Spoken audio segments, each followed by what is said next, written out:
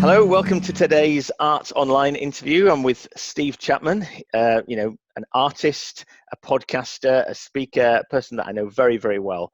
And hi, Steve, how are you doing? Oh, yes, lovely to see you. Your your studio, or is that your office, is the most colourful studio that I think I've seen on any of these chats so far. It looks brilliant down there.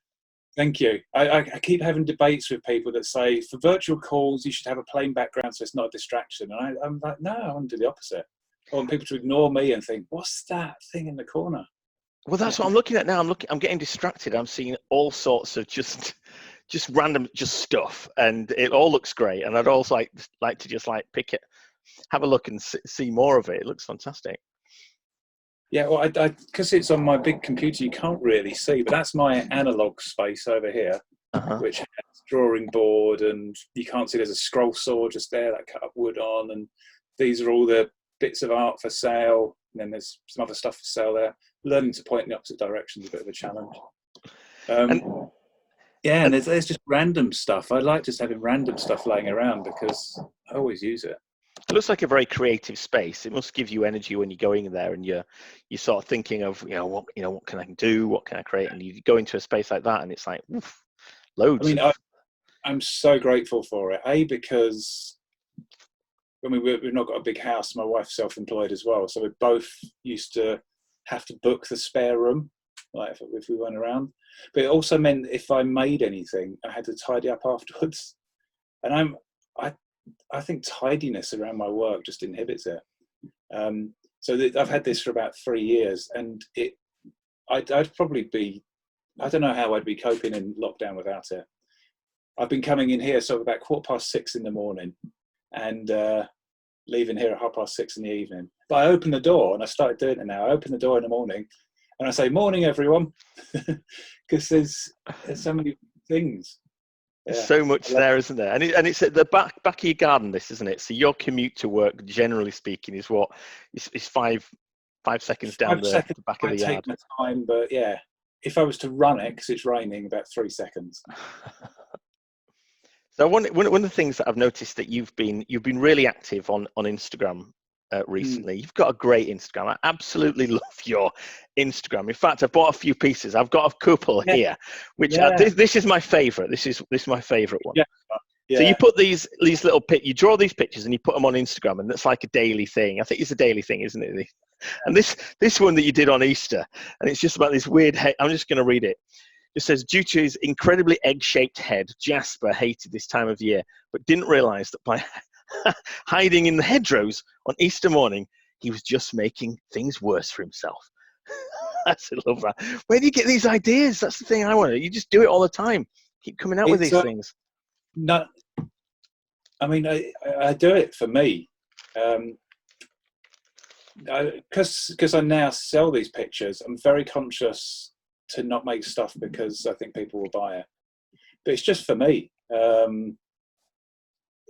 It's my practice. It's how I make sense of the world. It was Easter, and there's some noisy. I mean, it's really peaceful down here, but there's a very posh private road behind us there.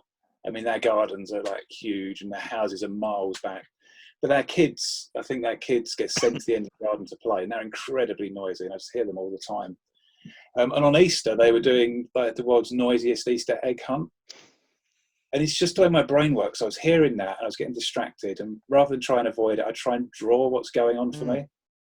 And I thought, I just want to get away from them. And I saw the bushes, and I thought, what if they're actually hunting for this poor little creature? And so I just drew an egg.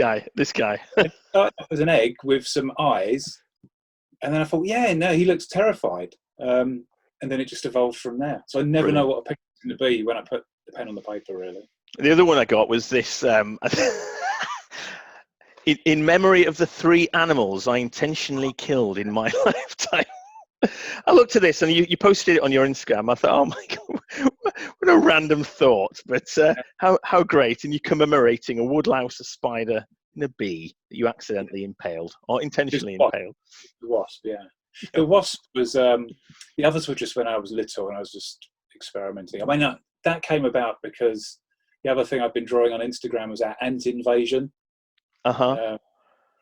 And it took weeks and weeks and weeks of me trying to, how do I get rid of the ants without hurting them?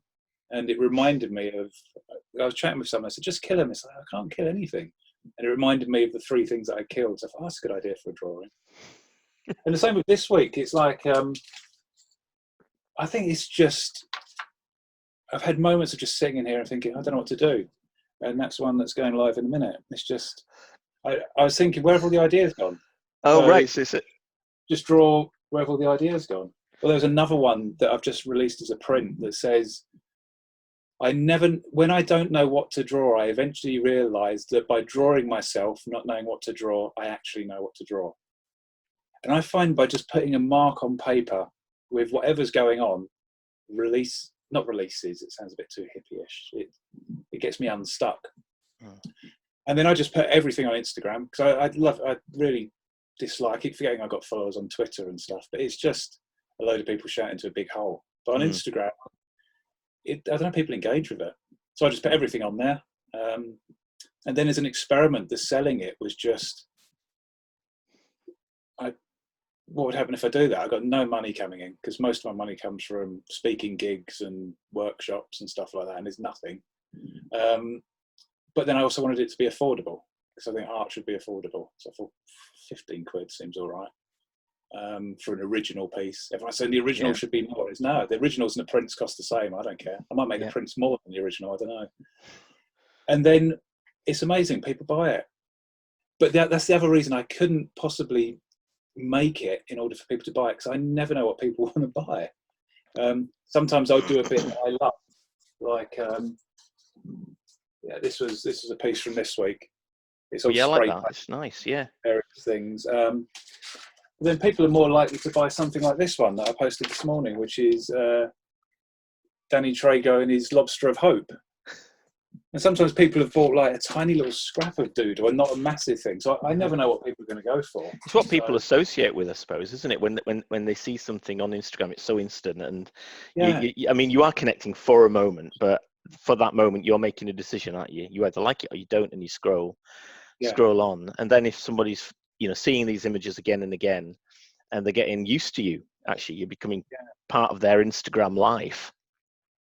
That they might want a piece of that. I mean, like I said, I associated with this egg guy just because I thought it was just hilarious. Do you think you're in lockdown, how do you think what's happened to your creativity? Have you got more creative? Has it been an opportunity in some way then?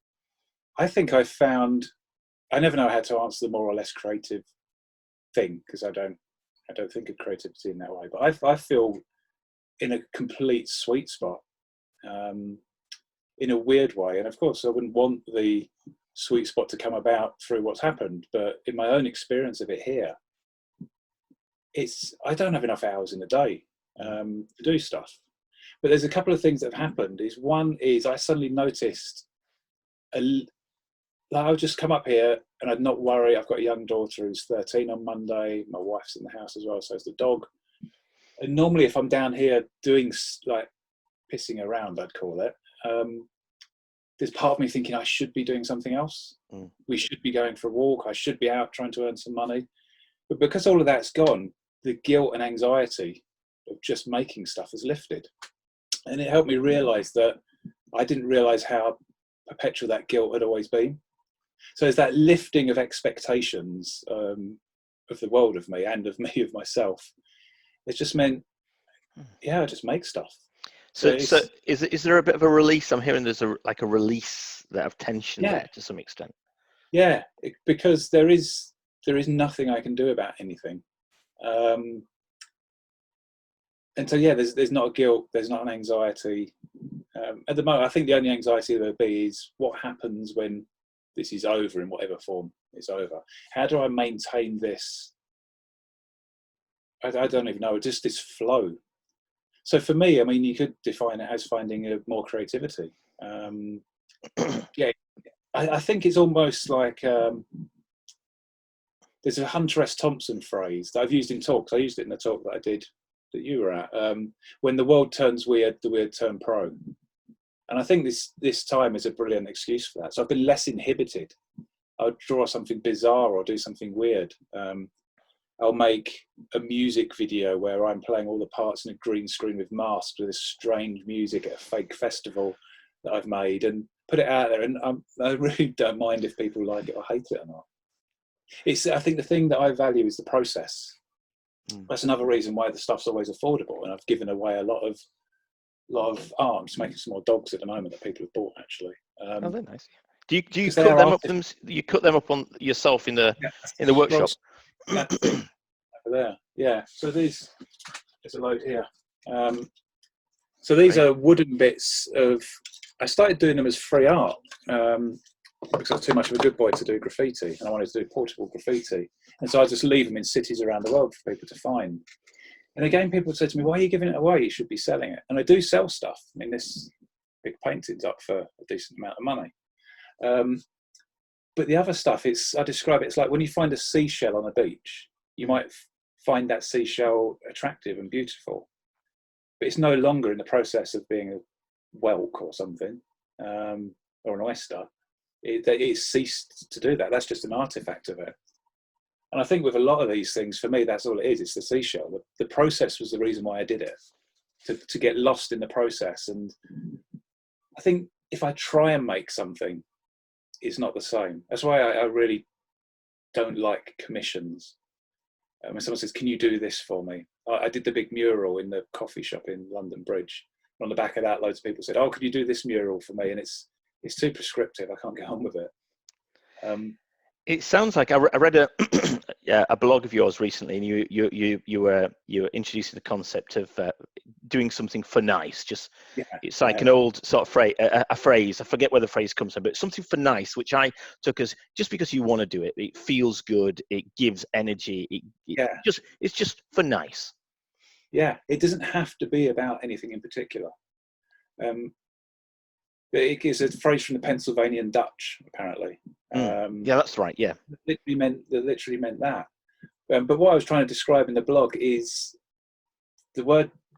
Every time I've used the word "nice," it sounds like it's a bit of a stupid word. It's a word that's not a proper grown-up descriptive word, or it's a lazy word. But I think we just use it in a lazy way. And what I'm meaning by "just for nice" is, what if nice meant a fleeting moment of freedom from anything having to be about anything in particular?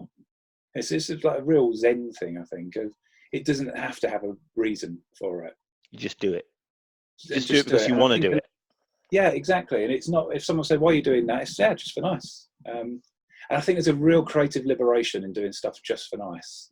And weirdly, the more I've done stuff just for nice, because it's my own practice, it's my own way of making sense of the world, strangely, the more people have liked it than when I try hard to do something. I learned that early on with blogs. I've been blogging for nearly 10 years. And I used to write a blog and think, "This is really great and it's eloquent. Oh, this is profound. People are going to love this." And it would just go, pfft. And then I just write something because I wanted to write it for me. And then people would love it. It didn't make any sense. And I don't really want it to. You think there's something in that? There's a lot of people doing things because they think other people might like it. When in reality, when we're being creative, it's just good to do something just for the sake of doing it for nice. Yeah, absolutely. And it's I'm doing a thing, an online talk session thing on Monday where I'm talking about creative practice and some of the things. So I don't think there's a formula for any of this, but I'm saying, look, this is the stuff that I notice in the way that I work. One is to do stuff just for nice. The other thing is to do it just for you as well. Do it just for you, write just for you, paint just for you. And it means that you wouldn't necessarily appeal to a mass market, but you'll appeal to people that you really connect with. And I'd much rather, it's the whole thing on social media, I'd much rather a smaller engaged following than a massive following that's what Twitter feels like to me. It's just like, who are all these people? They're all bots or something. Anything back. You mentioned it earlier, shouting into an echo chamber a little bit. Whereas if you've got a group of engaged people that enjoy your work, that want to see you, they might do comment, you comment back. It's a community, isn't it? That's what it turns out to be. And that's really, I find it a really supportive and encouraging community during lockdown. it was timing, and it was obviously I didn't predict what was going to happen with lockdown. But I ran a thing called What the February during February, which was a daily challenge every day in February on Instagram. It was bizarre stuff. Some were drawing, some were dancing in public, some were philosophical experiments into the nature of existence and all of that. But on the back of that, a large following came out. People participated all around the world on that. And I thought at the end of What the February, they'd all go, but then they've stuck, and it's sort of like that community. Bizarrely, like I think a big chunk of it's in Australia and New Zealand, and then the UK and then the US. And just to doodle stuff because it's my way of making sense of the world, and people saying, "Oh, that's really helped me." I think that's what community is about, and vice versa. I only follow the people on Instagram that their work does that to me, and I think that's the way it should work, really.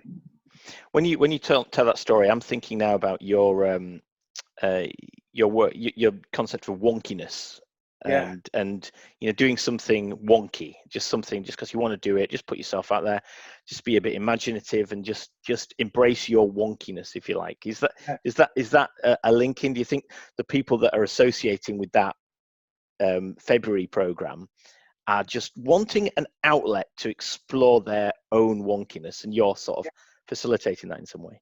Yeah, possibly. Yeah, I hadn't thought of it in that way.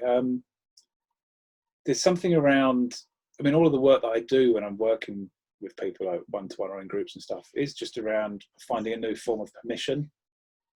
Permission to not be anything other than what you are, but let go of the bits that aren't you.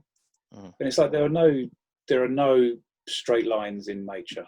And people go, "Oh yes, there are," but there's not. If you zoom in enough or zoom out enough, everything's wonky and wobbly. Nature is wobbly by definition. So why the hell would us, as some of the weirdest creations of nature, be all straight and ordered? We've all got our own little nooks and crannies and foibles, and then that's our creative fingerprint. So I think just if people find a permission, there's a difference between trying to copy someone's wonkiness, which is pointless. I can't be you, you can't be me. It's just unless someone invents something that allows us to do that. But to find your own unique stuff, that will appeal to someone in somewhere. Yeah.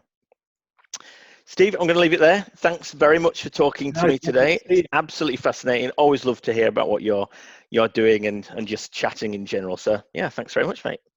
Cheers. Thank you.